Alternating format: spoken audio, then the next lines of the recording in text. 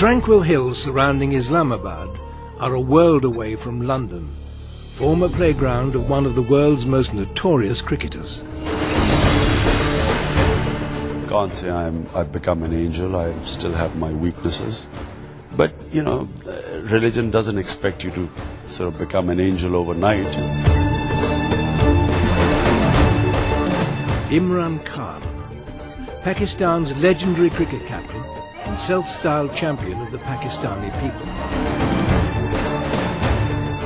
A vociferous critic of the country's military regime, he joins the largest opposition movement facing General Musharraf during his 8-year rule. Khan distances himself from his past when his romantic liaisons ignited as much attention as his sporting exploits. His playboy past is something that he very much likes to play down. He likes to say, oh, you know, I never took it that seriously, while he obviously enjoyed it at the time.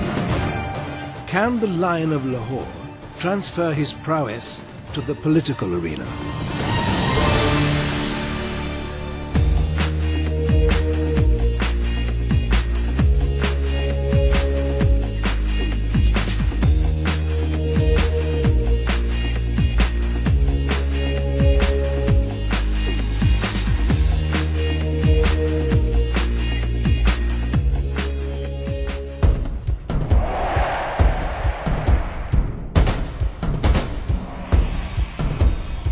Philanthropist and politician Imran Khan began his career when he rose to international stardom as a world-class cricketer.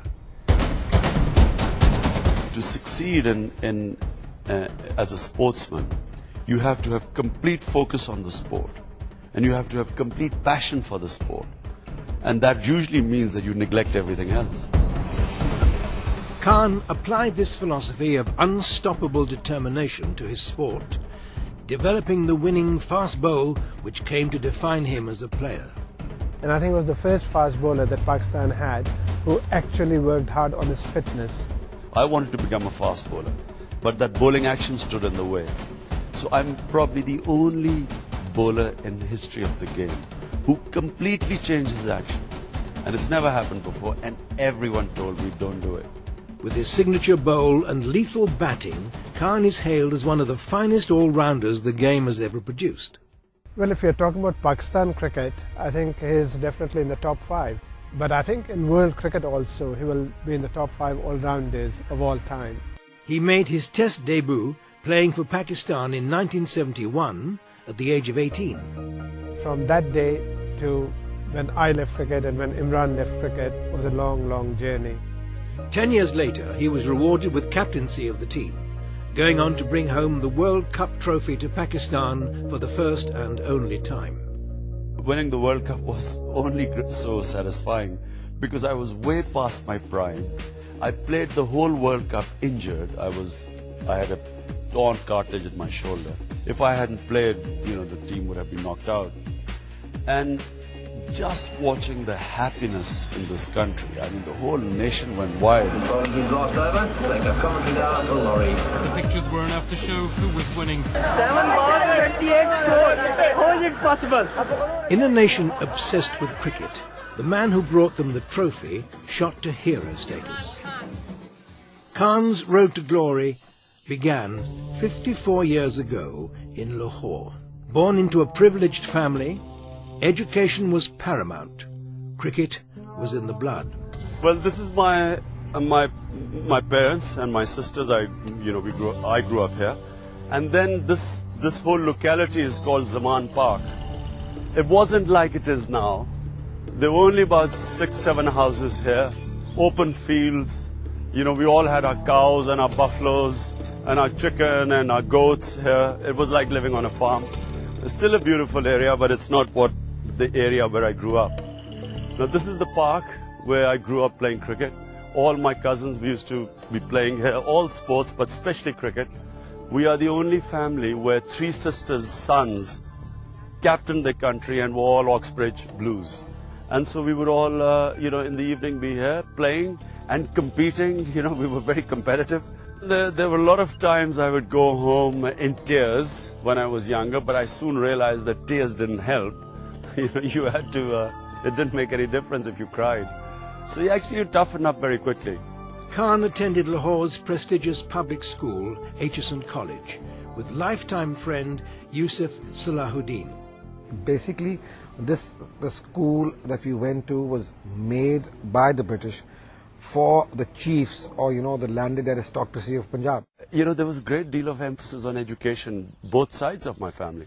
And when I got selected to play for Pakistan, I was still in school, and my mother told me that I could only go to the tour of England if I promised her that I would finish my education. Khan honoured his mother's wishes, following his cousins out of Pakistan to the pastures green of Oxford University in England. But it was his arrival in London which really brought Khan into the spotlight. Forget about being out of Pakistan. I'd hardly been out of Lahore. And suddenly from this insular background, I arrive in England. It was like a time of great discovery. I remember 24 hours were not enough in a day.